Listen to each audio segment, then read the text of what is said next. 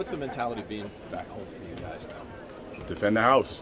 You know, when we went out there, we were trying to do what we could. We couldn't get the 2 wins. We couldn't get a win. All right, cool. Move on. Next play, next game. And now we just got to bring a different energy, a different light, and a different positivity coming into Game 3. Dereck, the long game for you guys was working so well for the first 3 rounds. What can you guys do to get that going tomorrow night? Just really getting out in pace. You know, I feel like whenever they slow us down and we ended up playing one-on-one, we can't get into our pick and roll game because, you know, the defense is pulled in and they're expecting it. But whenever we are out in transition, you know, I set a high screen at half court and Tatum doesn't know if he's going to step up or Porzingis doesn't know if he's going to step up. That's the game that we need to get into. Just being able to move the ball, get out and run, and make sure that we're not so stagnant with the ball. 7 news. 4 picks and 5s. So they asked me. Thank you. It's just understanding the defensive principles. You know, instead of me protecting the paint, it's me rotating to either wing or rotating the corner. So it's just understanding where you're on the floor, understanding if you see where you need to rotate is getting there. Because, you know, there was one time where Jaylen Brown cut. I was supposed to rotate corner. I thought he was there, but he was at the rim. So it's just always moving your head, keeping your head in the swivel, and understanding where you are, who's in the game. It was loud in that building, games 1 and 2. What are you expecting from their crowd tomorrow? Oh, they're going to be loud. I honestly didn't think it was that loud. And, you know, there's a bunch of rumors about, you know, how Boston's is going to be so loud, so nasty, and I thought it was going to be worse. So just knowing that, it just makes you just want to go out there and perform in front of your own crowd.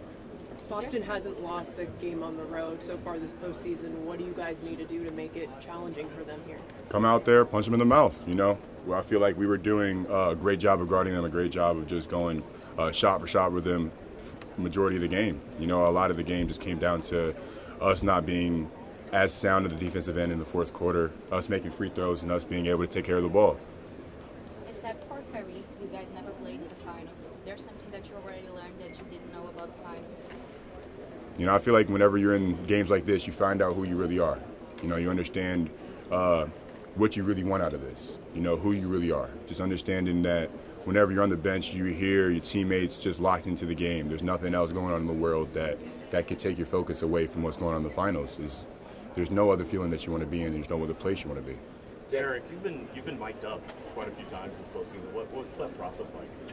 You know, it's kind of hard to make sure, you know, I don't slip up and say anything too inappropriate or too mean. But, you know, I'm just out there trying to make sure my people hear me. You know, everybody in the team knows that if I'm mic'd up, you know, making sure you don't say anything too crazy to me. But they know that I'm going to talk to them on the defensive side, talk to them on the offensive side. And even if they fall down, I'm picking them back up, making sure they get positive words of encouragement. Have you enjoyed doing it? Like, it seems like I mean, I feel like they keep coming back to me because I feel like they like what they're getting. So, you know, I'm going to continue to put on the show, continue to do what I do and talk.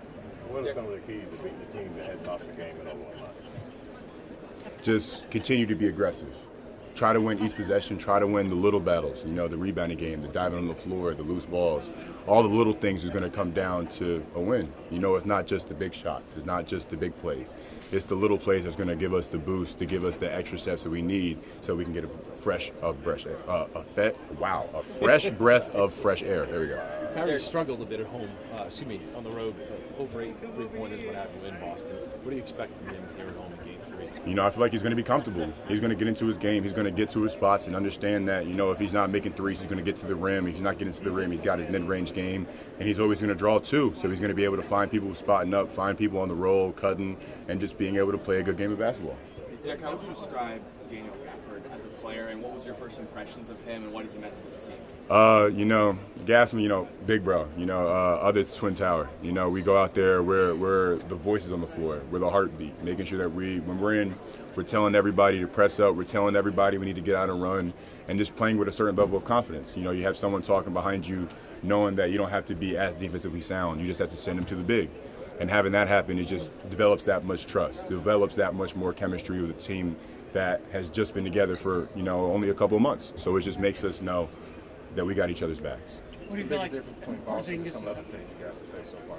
You know, we could say that they've spread out, they space the floor, they do all that, but, you know, they're a very sound team. You know, they understand what they're going to do, they understand what they're going to do without talking. You know, they read each other, they know how to play off of each other because they've been a team for a while. They know how to play with each other.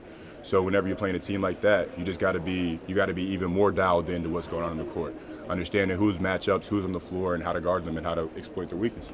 Dereck, how was Coach Sweeney? I wouldn't be here without Sween. No, me and Sween workouts go way back to, you know, I think 3 days after I was drafted. You know, I couldn't make a left-hand hook. So just knowing that whenever I started versus where I am now, I wouldn't be here without Sweeney, you know, pushing me, encouraging me, watching consistent film, and understanding how to read the game. You know, he's always going to be that little, you know, devil on the shoulder telling you to go harder. But, you know, that's an amazing person to have your back, There you go.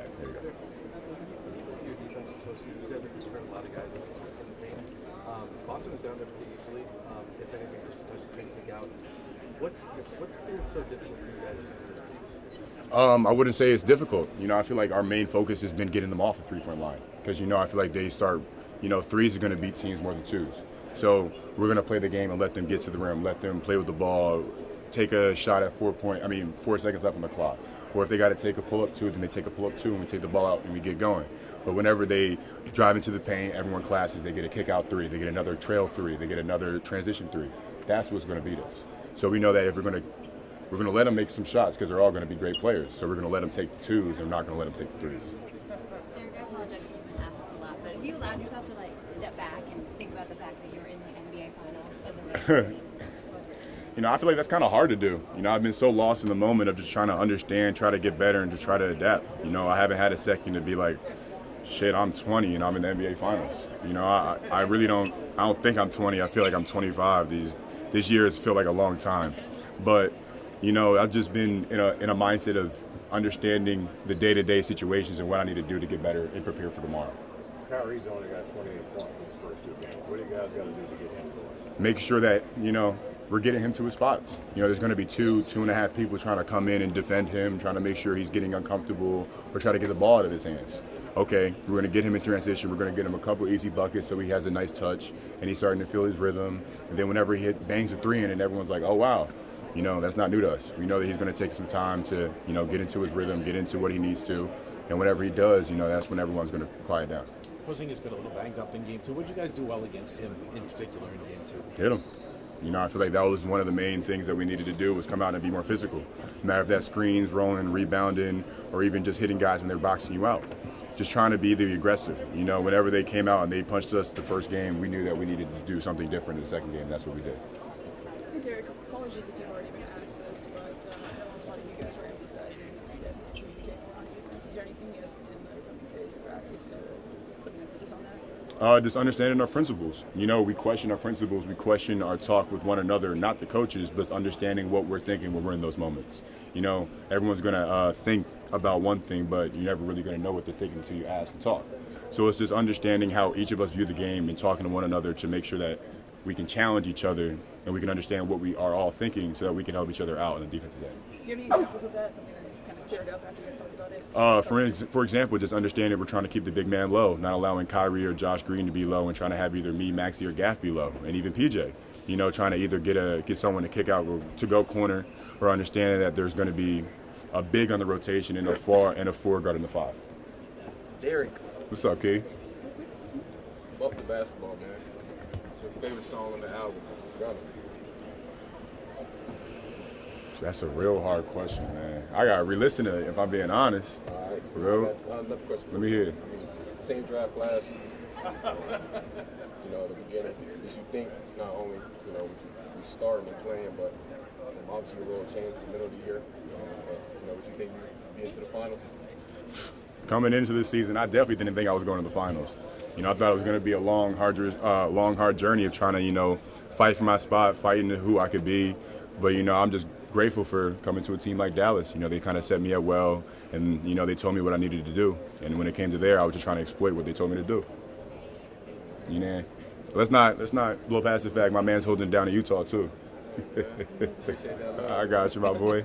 Good seeing you, man. Of course. We good? Got you. Everyone have a good one. That was nice of what you did.